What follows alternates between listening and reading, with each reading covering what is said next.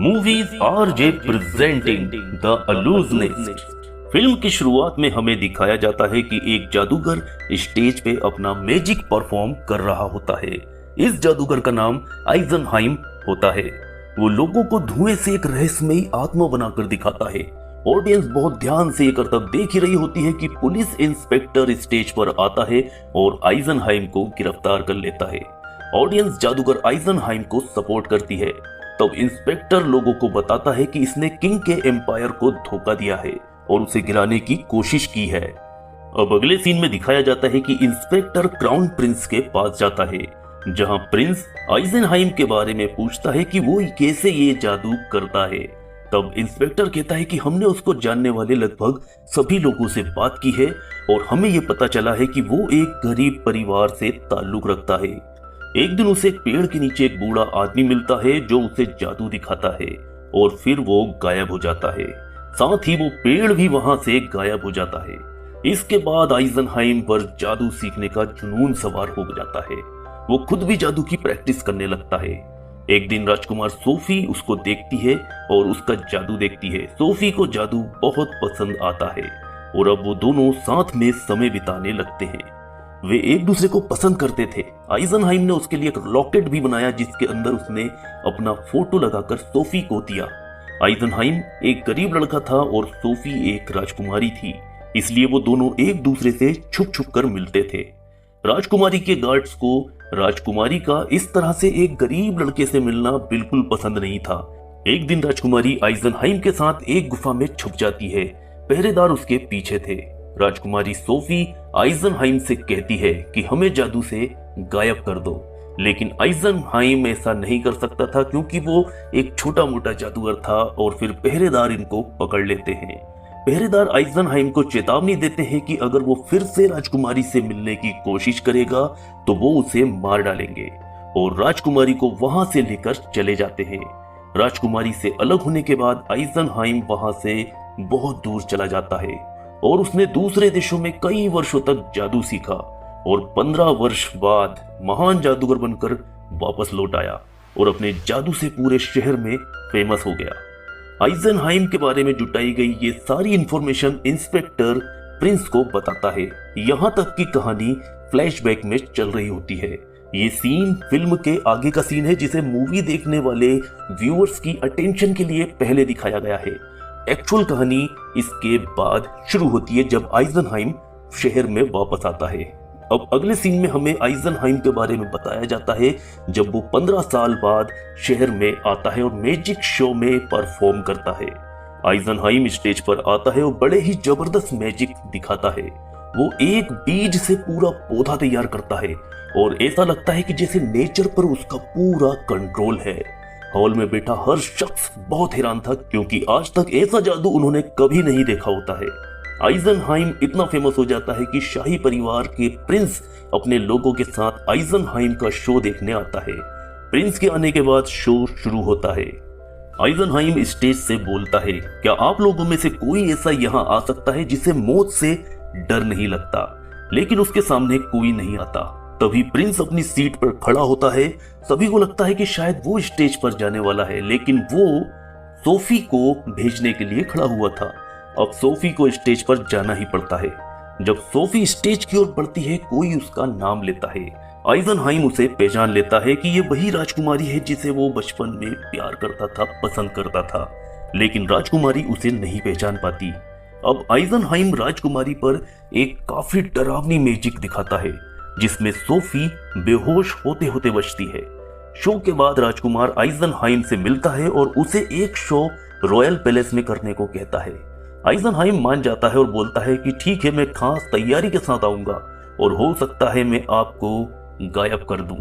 राजकुमारी को आइजनहाइम की इस बात से पता चल जाता है कि ये वही लड़का है जिसको वो बचपन में पसंद करती थी। इसके बाद एक दिन राजकुमारी आइजनहाइम से चुपके से मिलती है। आइजनहाइम पूछता है, कैसी हो सोफी? राजकुमारी कहती है, मैं खुश हूं। आगे वो कहती है कि मैं यहाँ की राजकुमारी बनने जा रही हूँ, लेकिन मुझे क्राउन प्रिंस पसंद नहीं है। वे एक दूसरे से काफी देर तक बात करते हैं। इन दोनों की इस मुलाकात के बारे में इंस्पेक्टर को अपने आदमियों से पता चलता है। दरअसल राजकुमार के कहने पर इंस्पेक्टर हमेशा सोफी पर निगरानी रखता है। जब इंस्पेक्टर को इनके मिलने का पता चलता है तो पहले तो वो हैरान हो जाता है, फिर अगले दिन आइजनहाइम को मिलने के लिए बुलाता है और राजकुमारी से उसको दूर रहने के लिए कहता है। अब वो दिन आता है जब आइजनहाइम को रॉयल पैलेस में परफॉर्म करना होता है। आइजनहाइम कुछ ही सेकंड में राजकुमार के पिता की पेंटिंग बनाकर लोगों को दिखाता है, लेकिन राजकुमार उसे कुछ ऐसा जादू दिखाने की डिमांड करता है जो उसे हैरान कर दे। तब आइजनहाइम प्रिंस की तलवार उससे मांगता है और उसको जमीन पर खड़ा कर देता है और कहता है कि केवल वही व्यक्ति इसे निकाल सकता है जो इसका असली हकदार है। इसके बाद वहां मौजूद लोगों में से कई लोग उसे निकालने की कोशिश करते हैं लेकिन नाकाम रहते हैं। इसके बाद प्रिंस भी कोशिश करता है लेकिन वो भी नाकाम रहता है। तभी आइजनहाइम अपना जादू हटा लेता है और तलवार निकल जाती है, लेकिन प्रिंस को इससे अपनी बेइज्जती महसूस होती है और शो के बाद इंस्पेक्टर को वो आदेश देता है कि इसे गिरफ्तार कर लो। इंस्पेक्टर कहता है वो बहुत मशहूर है। तब प्रिंस कहता है कि मुझे मालूम है कि तुम कोई ना कोई रास्ता जरूर निकाल लोगे। रात में राजकुमारी सोफी आइजनहाइम से मिलने उसके घर जाती है। वो उसे शहर छोड़ने को कहती है। दरअसल वो प्रिंस को अच्छे से जान चुकी थी और उसे पता था कि प्रिंस अपने अपमान का बदला जरूर लेगा। वैसे सोफी आज भी आइजनहाइम से उतनी ही मोहब्बत करती थी जितना प्यार उसे पहले था, लेकिन वो उसे बताने से डरती थी, जिसका सबूत ये था कि आज भी वो आइजनहाइम का दिया हुआ लॉकेट पहनती थी। इस पर आइजनहाइम बोलता है, मैं नहीं जाऊंगा। सोफी उसे बताती है। सोफी कहती है, क्राउन प्रिंस के साथ मेरी सगाई पक्की हो गई है। तब आइजनहाइम कहता है, उसके पहले मैं तुम्हें यहां से बहुत दूर ले जाऊंगा। राजकुमारी कहती है, नहीं, ऐसा नहीं हो सकता। प्रिंस को मैं जानती हूँ, वो हमेशा हमें ढूंढता रहेगा और जैसे ही हम उसे मिलेंगे वो हमें मार डालेगा। मैं ऐसे जीवन भर घुट घुट कर नहीं रह सकती। दरअसल प्रिंस राजकुमारी से शादी इसलिए करना चाहता था क्योंकि उससे शादी करके वो किंग बन सकता था। अब राजकुमार को इन दोनों की मुलाकात इंस्पेक्टर से मिलती है। राजकुमार सोफी को मिलने के लिए बुलाता है और सोफी से कहता है, मुझे पता है तुम्हारे और आइजनहाइम के बीच में क्या चल रहा है। सोफी कहती है, वो मेरा अच्छा दोस्त थे, हम बचपन में साथ थे और अगर मैं आपके प्रश्न के बारे में बात करूं तो तुम्हें कोई अधिकार नहीं है क्योंकि मैं तुमसे शादी नहीं करना चाहती, क्योंकि तुम इसके लायक नहीं हो। इस पर राजकुमार उसे एक थप्पड़ मार देता है। सोफी वहां से भाग जाती है। राजकुमार उसका पीछा करता है। उसने बहुत शराब पी रखी होती है। सोफी अस्तबल से घोड़ा निकालती है, तभी राजकुमार अपनी तलवार लेकर वहां पहुंच जाता है और उसके बाद सोफी के चिल्लाने की आवाज के साथ सोफी अपने घोड़े पर खून में लथपथ वहां से भाग जाती है। सोफी की लाश को वहां से जाते हुए सभी ने देखा, लेकिन कोई कुछ नहीं कह पाता। अगले दिन सोफी की डेड बॉडी एक नदी में तैरते हुए मिलती है। आइजनहाइम सोफी की बॉडी के पास जाता है और बहुत रोता है क्योंकि जिसे वो बचपन से प्यार करता था आज वो चली गई थी। सोफी के शरीर की जांच करते समय डॉक्टर को एक जेम मिलता है। इस मणि को वो इंस्पेक्टर को दिखाता है। ये जेम प्रिंस का होता है। इसका मतलब था कि सोफी कल रात राजकुमार के ही साथ थी और राजकुमार ने ही उसे मार डाला होता है। आइजनहाइम भी सोफी के कत्ल का दोषी प्रिंस को बताता है, लेकिन इंस्पेक्टर इसे छुपाता है और राजकुमार को बचाने के लिए किसी और को पकड़कर जेल में डाल देता है। सोफी की मौत के बाद आइजनहाइम सोफी के गम में डूब जाता है। फिर कुछ दिनों बाद उसने अपने गम पर काबू पाया और अपना पिछला थिएटर छोड़कर एक नया थिएटर खरीदा। यहाँ उसने लोगों को ब्लैक मैजिक दिखाना चालू करा। अब वो अपने हर शो में आत्माओं को बुलाता और उनसे बातें करता है। बहुत तेजी के साथ वो पूरे शहर में फेमस हो जाता है। राजकुमार पहले ही आइजनहाइम को पसंद नहीं करता था, इसलिए वो इंस्पेक्टर को उसे किसी भी तरह गिरफ्तार करने का हुक्म देता है। इंस्पेक्टर ने कई तरह से पता लगाने की कोशिश भी की आखिर वो ये ब्लैक मैजिक कैसे करता है, लेकिन वो असफल ही रहा।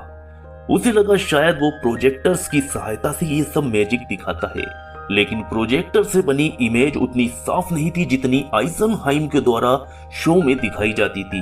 आइजनहाइम की आत्माएं बिल्कुल वास्तविक दिखाई देती थी। लोगों को उस पर यकीन था क्योंकि उसकी आत्माएं सच्ची थीं। इसके बाद इंस्पेक्टर भी जांच के लिए शो में आता है और उसे गिरफ्तार कर लेता है।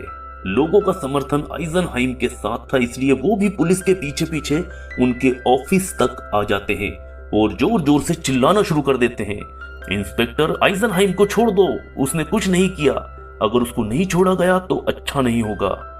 तब आइजनहाइम अपने समर्थकों को वहां से चले जाने के लिए कहता है। वो उन्हें बोलता है कि मेरा जादू एक भ्रम है और वो आत्मा वाला जादू भी एक भ्रम ही है। लोगों को वैसे तो बिल्कुल यकीन नहीं था, लेकिन वो फिर भी आइजनहाइम के कहने से वहां से चले जाते हैं। इंस्पेक्टर आइजनहाइम को पूछताछ के बाद छोड़ देता है। अब एक बार फिर से आइजनहाइम अपना शो चालू करता है। इस बार वो शो में सोफी की आत्मा को बुलाता है। सोफी की रूह को देखकर दर्शक हैरान हो जाते हैं। दर्शकों में प्रिंस भी दूसरे गेटअप में आया था, वो भी बहुत हैरान होता है। दर्शक सोफी की आत्मा से पूछते हैं, तुम्हें किसने मारा? राजकुमारी सोफी कहती है, जिसने मुझे मारा है वो यहाँ आप लोगों में मौजूद है। यह सुनकर राजकुमार घबरा जाता है और वहां से चला जाता है। इस शो के बाद इंस्पेक्टर आइजनहाइम से मिलता है और उससे कहता है कि अब तुम कोई भी ऐसा शो नहीं करोगे, क्योंकि वो जानता था कि अगर ये फिर से शो करेगा तो सोफी की आत्मा को ही बुलाएगा और उसे डर था कि सोफी प्रिंस का नाम लेकर लोगों के बीच में प्रिंस को कातिल साबित कर देगी। आइजनहाइम कहता है, नहीं, मैं अपना शो कभी नहीं रोकूंगा, मेरा अगला शो इस शो से भी बेहतर होगा और आपको भी पसंद आएगा। इंस्पेक्टर बोलता है, अगर तुमने ऐसा किया तो मैं तुम्हें गिरफ्तार करके जेल में डाल दूंगा। आइजनहाइम कहता है, तुम्हें जो करना है करो। ऐसा बोलकर वहां से वो अगले शो की तैयारी में लग जाता है। आइजनहाइम अपने शो को मैनेज करने के लिए अपने पुराने मैनेजर को रखता है और अपना थिएटर भी उसके नाम कर देता है। दरअसल उसने ऐसा इसलिए किया ताकि शो में अगर कोई भी परेशानी होती है और गिरफ्तारी होती है तो मैनेजर उसकी मदद कर सके। शो रात में शुरू होता है। इंस्पेक्टर भी पूरी टीम के साथ पूरी तैयारी के साथ वहां पहुंचता है। शो शुरू होता है और एक बार फिर आइजनहाइम सोफी की आत्मा को बुलाता है। आइजनहाइम सोफी से बात करता है। सोफी आइजनहाइम से कहती है, तुमने मुझे जो लॉकेट दिया था उसे याद करो, देखो मेरे मरने के बाद मेरे गले में कोई लॉकेट नहीं है। तभी इंस्पेक्टर आइजनहाइम को गिरफ्तार करने के लिए जल्दी जल्दी स्टेज पर आ जाता है। दरअसल इंस्पेक्टर को डर था कि कहीं सोफी राजकुमार का नाम ना ले ले। ये वही सीन था जिसे फिल्म शुरू होने पर सबसे पहले दिखाया गया था। अब जैसे ही इंस्पेक्टर आइजनहाइम को गिरफ्तार करने की कोशिश करता है, सब हैरान हो जाते हैं, क्योंकि आइजनहाइम वहां था ही नहीं, वहां केवल उसकी आत्मा यानी परछाई थी और आइजनहाइम थिएटर में कहीं भी नहीं था। इंस्पेक्टर छानबीन के लिए आइजनहाइम के घर जाता है, जहां उसे कुछ बुक मिलती है। इनमें से एक बुक में उसे उस लॉकेट के बारे में पता चलता है जिसे आइजनहाइम ने सोफी को दिया था। इंस्पेक्टर को कुछ शक होता है और वो प्रिंस के महल में वहां जाता है जहां सोफी को प्रिंस ने मारा था।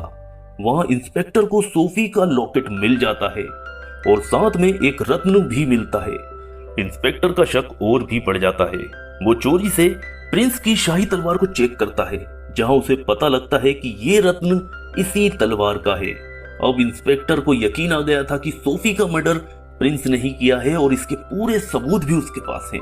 इसलिए इंस्पेक्टर राजा को एक लेटर लिखता है और उसमें सब कुछ बताता है कि क्राउन प्रिंस ने कैसे सोफी को मारा है और वो कैसे आपको भी मारना चाहता है और ये सब छुपाने की वो कोशिश कर रहा है। अगली सुबह इंस्पेक्टर प्रिंस से मिलता है और उसको बोलता है, मैं तुम्हें समझ चुका हूँ, मैं सबको बताऊंगा कि तुम किस तरह के इंसान हो। राजकुमार उस पर बंदूक तानता है और पूछता है, तुम चाहते क्या हो? इसी बीच कुछ सिपाही वहां आ जाते हैं जिन्हें राजा ने भेजा होता है। प्रिंस को गिरफ्तार होने और बेइज्जत होने का डर लगता है और अब उसके पास बताने के लिए भी कुछ भी नहीं था, इसलिए वो खुद के सर में गोली मारकर सुसाइड कर लेता है। प्रिंस की मौत के बाद इंस्पेक्टर प्रिंस के गुनाह अपने बड़े ऑफिसर्स को बताता है। वो लोग इंस्पेक्टर को क्राइम छुपाने में दोषी पाते हैं और उसे नौकरी से निकाल देते हैं। जब इंस्पेक्टर वहां से बाहर जाता है तब वो सोफी के लॉकेट को देखता है जो उसके कोट में रखा हुआ था, लेकिन थोड़ी देर बाद जब उसने अपने कोट को चेक किया तो लॉकेट गायब हो गया था। वो पीछे देखता है तो उसे आइजनहाइम दिखाई देता है जो अलग ही गेटअप में होता है और वो वहां से कहीं तेजी से जा रहा होता है। वो उसका पीछा करता है। पीछा करते करते वो रेलवे स्टेशन पहुंचता है और उसके पहुंचने से पहले ही आइजनहाइम ट्रेन के अंदर चला जाता है। ट्रेन स्टेशन से रवाना हो जाती है। अब इंस्पेक्टर सब कुछ याद करने लगता है और उसे सब कुछ क्लियर हो जाता है। अब इंस्पेक्टर की हैरानी का कोई ठिकाना नहीं था, क्योंकि आइजनहाइम ने वो कर दिया था जो उसने या किसी भी और ने कभी सोचा ही नहीं था। वो हैरान था कि कैसे आइजनहाइम ने स्टेज से उतरकर पूरी दुनिया को ही अपना स्टेज बना डाला और पूरे शहर को बेवकूफ बनाया। दरअसल आइजनहाइम और राजकुमारी एक साथ रहना चाहते थे, लेकिन प्रिंस के रहते ये पॉसिबल नहीं था। इसलिए आइजनहाइम ने एक प्लान बनाया और सोफी की मौत का ढोंग रचा। और सोफी की हत्या के पहले ही सोफी प्रिंस की ड्रिंक में कुछ मिला देती है, जिससे उसे कुछ भी याद नहीं रहता। और फिर नशे में प्रिंस तलवार लेकर सोफी के पीछे जाता है, जहां सोफी को मारने के पहले ही वो बेहोश हो जाता है। सोफी वहां नकली खून डालती है और अपना लॉकेट और शाही तलवार का रत्न भी वहां छोड़ देती है और वहां से खून में लथपथ होकर घोड़े पर जाती है, जिससे सभी को लगता है कि प्रिंस ने सोफी को अपनी तलवार से मार डाला है। और जब अगले दिन सोफी की लाश नदी में मिलती है तो उसकी सांसें नहीं चल रही होती हैं, जो उस दवा का असर था जो आइजनहाइम ने सोफी को पिलाई होती है, जिससे वो मरी हुई लगती है। और डॉक्टर भी ये बताता है कि वो मर चुकी है। लेकिन रास्ते में आइजनहाइम सोफी को वापस ठीक कर लेता है और वहां से दूर भेज देता है। और अब आइजनहाइम केवल इसलिए आया था क्योंकि उसका प्लान पूरा हो चुका था और वो सोफी का लॉकेट वापस ले जाना चाहता था। अब तक ट्रेन इंस्पेक्टर की आंखों के सामने से जा चुकी होती है। इंस्पेक्टर हंसने लगता है कि कैसे आइजनहाइम ने सबको बेवकूफ बना डाला और कोई उसका अब कुछ नहीं बिगाड़ सकता था। अगले सीन में हम देखते हैं कि आइजनहाइम पहाड़ों खेतों से होते हुए वहां पहुंचता है जहां सोफी उसका इंतजार कर रही होती है। आइजनहाइम उसे वो लॉकेट देता है जो उसने इंस्पेक्टर की जेब से निकाला होता है और दोनों यहाँ खुशी खुशी रहते हैं। इसके साथ ही ये फिल्म यहीं खत्म हो जाती है। आशा है आपको वीडियो बहुत पसंद आया होगा।